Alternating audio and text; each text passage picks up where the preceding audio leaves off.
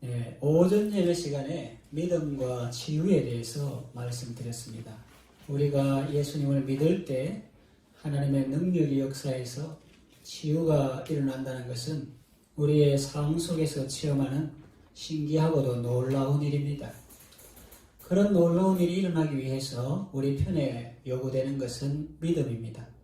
이렇게 믿음은 중요합니다. 믿음이 없으면 하나님을 기쁘시게 할 수 없습니다. 예수님도 그 자라나신 곳 동네 사람들이 예수님을 믿지 않을 때 거기서 많은 능력을 행하지 않으셨습니다. 우리의 믿음을 통해서 하나님의 능력이 역사하기 때문에 믿음이 중요한 것은 확실합니다. 그러나 그보다 더 중요한 것이 있습니다. 그것은 무엇일까요? 그것은 우리 믿음의 대상이신 하나님이십니다. 그리고 하나님께서 우리를 위해서 이루신 일입니다. 본문은 삼위 하나님께서 우리의 구원을 위해서 어떤 일을 행하셨는지와 또 그 은혜에 대한 성도의 감사와 송영, 닥살라지, 독사가 영광인데 독설러지 하면은 영송 혹은 송영 이렇게 하는데 영광을 돌리는 노래죠. 송영이 잘 나타나 있습니다. 3절에서 6절까지는 성부 하나님의 사역이 나타나 있습니다. 7절에서 12절에는 특별히 성자 예수님과 관련된 사역이 나타나 있습니다. 13절에서 14절은 성령 하나님의 사역이 나타나 있습니다. 창세기에 보면 하나님께서 우리가 우리의 형상을 따라 우리의 모양대로 사람을 만들자 하시며 삼위 하나님이 협의하신 내용이 나옵니다. 그때 우리를 장엄복수 이렇게 말합니다. 사람 창조를 위해 그토록 협의하셨던 삼위 하나님은 지금도 우리의 구원을 위하여 함께 일하시며 은혜를 베풀고 계십니다. 그러므로 우리는 우리가 구원받는 것도 중요하지만 이 구원의 은총을 우리에게 베풀어 주신 하나님의 은혜를 늘 기억하고 그 은혜에 감사하며 하나님께 영광 돌리는 것 또한 중요한 것임을 늘 명심해야 하겠습니다. 예를 들어 말씀드리겠습니다. 섬 마을에 전기 공급되는 것이 모든 주민들의 수건 사업이라 할지라도 영향력 있는 누군가가 그 일을 계획하지 않았더라면 그 일은 절대로 일어날 수 없습니다. 그리고 누가 그런 좋은 계획을 했다 하더라도 건강한 재무 구조를 가진 건강한 기업이 그 일을 맡아서 시공하지 않았다면 마을 전기 공급은 또한 이루어지지 않았을 것입니다. 그리고 또 마을에 전기가 들어와 있어도 집집마다 방마다 공급되는 배전 공사가 이루어지지 않았다면 사람들은 전기의 혜택을 결코 누릴 수 없었을 것입니다. 여러분 질문해 볼까요? 사람이 전기가 우리 마을에 들어왔고 우리 집 안방까지 들어와 있다고 믿는 것이 큰일입니까? 아니면 그 험악한 산골 오지나 섬마을에 전기 공급을 계획하고 그 사업을 추진하여 완성하는 것이 큰일입니까? 전자가 큰일입니까? 후자가 큰일입니까? 당연히 후자가 큰일이죠. 우리의 믿음이라는 것은 하나님이 이루신 것에 비하면 작은 것입니다. 그러나 하나님은 우리의 작은 믿음을 귀하게 여기시고 그 믿음을 통해서 역사하시는 것입니다.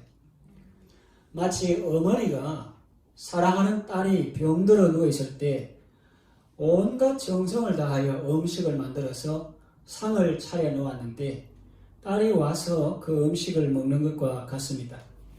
딸이 병상에서 용기를 내어 일어나 식탁까지 오는 것도 물론 큰 일입니다. 그러나 어머니가 딸을 위해 한 일에 비하면 작은 것입니다. 딸이 심지어는 너무 아파서 식탁까지 오지도 못하고 침상에 누워 있을 때도 있습니다. 그때 어머니는 음식을 쟁반에 담아 입으로 가져가서 떠먹여줍니다.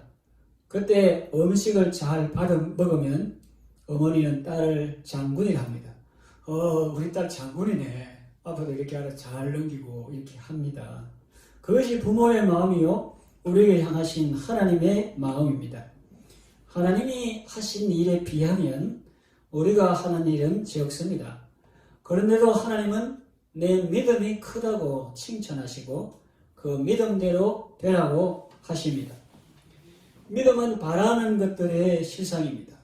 의지 세계에 있던 것이 현실 세계로 나타나게 합니다. 현실 세계로 나타나기까지는 어느 정도 과정이 있을 수 있습니다. 그 시간은 우리의 믿음이 무르익어가는 시간입니다. 그러나 사탄은 그 시간을 우리를 공격할 절호의 기회로 삼습니다. 예컨대 말로 표현하면 이런 것입니다. 너 믿는다며? 예수님이 너를 위해 행하신 일을 다 믿는다며? 그리고 입으로 예수님을 주님이라 부르고 있지. 그런데 잘 봐. 넌 조금도 변하지 않았어. 너의 병도 조금도 호전되지 않고 있어. 이쯤에서 허황된 꿈에서 깨어나는 것이 어때? 오르지 못하려면 아예 쳐다보지도 말라는 말도 있지. 일찌감치 포기하고 다른 길 찾는 것이 낫지 않을까? 그렇게 유혹하며 공격하며 협박하며 조롱합니다. 시편 기자의 말이 생각납니다. 사람들이 종일 내게 하는 말이 내 하나님이 어디 있느냐 하니 내 눈물이 주야로 내 음식이 되었도다. 스위치를 올렸는데 불이 켜지지 않습니다. 도대체 어떻게 된 것일까요? 전기 회사가 잘못한 것일까요? 그렇지는 않을 것입니다. 전기가 집 안에까지는 잘 들어와 있습니다. 그렇다면 스위치가 잘못된 것일 수 있습니다. 접선 불량일 수 있고 전구를 확실하게 끝까지 끼우지 않았을 수도 있습니다. 예수님의 구속 사역은 확실하게 이루어졌습니다. 그런데도 그 효력이 내게 미치지 못하고 있는 것은 내게 고쳐야 할 부분이 있기 때문입니다. 믿음이 온전하지 않기 때문일 수도 있습니다. 믿음이 불량품일 수도 있습니다. 주님을 온전히 신뢰하지 않기 때문일 수도 있습니다. 사람들이 나에게 너 병이 다 나았다며 그런데 아직도 왜 그래? 할 때 그때는 나서서 변명하기보다는 엎드려 기도하고 회개할 때입니다. 주님의 은총을 구하고 긍휼을 구하고 회개하며 믿음을 강화하고 내 연약한 믿음, 파편적인 믿음 그런 거를 강하게 온전하게 세워나갈 때입니다. 그러는 동안에 치유는 서서히 일어나는 것입니다. 마치 불이 몇 번 깜빡깜빡하다가 마침내 온전히 켜지는 것처럼 적선 불량 문제가 해결되면 전구의 불이 환하게 켜지는 것처럼 우리가 회개하고 믿음이 온전해지면 또 하나님의 때가 되면 하나님의 능력은 막힘없이 역사하는 것입니다. 말씀을 정리합니다. 사람들이 조롱할 때 낙심하지 마십시오. 사탄이 공격할 때 포기하지 마십시오. 하나님을 신뢰하십시오. 그리고 약속의 말씀을 굳게 붙드십시오. 여러분 말하거니와 다시 강조해서 말하는데 천지에서 말씀이 나온 것이 아니고 말씀에서 천지가 나왔습니다. 천지는 변해도 주님의 말씀은 1.1획도 변하지 않습니다. 그러니 주의 약속하신 말씀 위에 굳게 서십시오. 그리고 그 말씀을 자신에게 선포하십시오. 믿음으로 하나님의 구원을 체험하시고 하나님의 능력으로 살아가시기를 바랍니다.